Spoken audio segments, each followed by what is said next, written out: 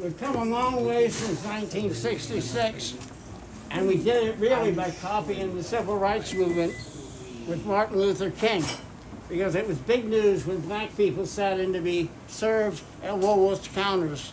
I was active in those in 1959 in Austin, Texas, at the University of Texas to interview Woolworth's lunch counter.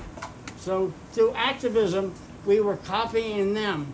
He mentioned that this was called a sit-in, but black people had all types of places that they could object to, they were excluded from.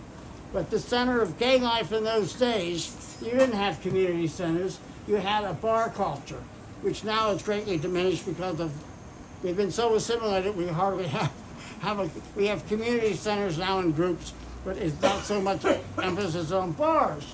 But it's very important because the legislation said that bars could not allow homosexuals either to be served, but worse yet, to gather.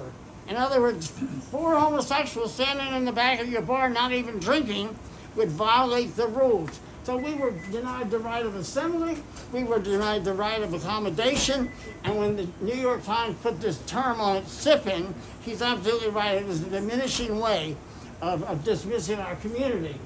I was active in Mattachine since 1958, and in 1963, after I'd broken into radio, there was a New York Times article, and it simply said, R.H. Wicker calls for acceptance of homosexuals as legitimate minority group.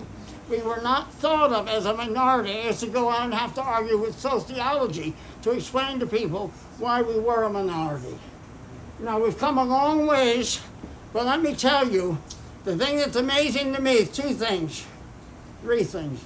One is how quickly things can change. I never dreamed I'd live to see the day that we had gay marriage as written up in the New York Times, and the gay community was recognized as a viable, important part of society. We'd have people like Pete Buttigieg serving in national office and considered possible candidates for the presidency.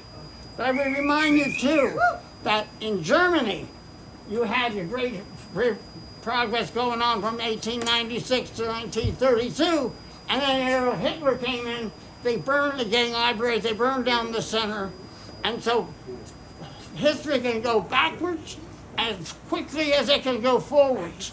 And unfortunately today we really are up to our mettle, because I think it's one of those times that we risk going back 50 years just as fast as we came ahead 50 years.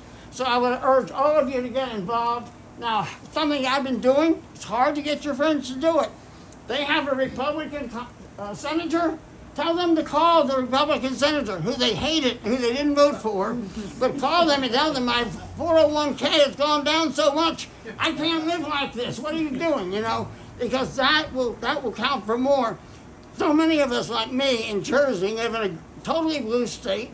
There isn't any Republican I can complain to, so I have to call my friends in Pennsylvania and try to explain to them, yes, call. He doesn't know who you voted for. Just tell him they've got to stop all this stock market crashing, all this nonsense that's going on. So let's all get active, because it's up to you to keep your place in society and to keep from going back, because you certainly don't want to go back to the days that I went back to. Thank you all for coming out tonight. Thank you.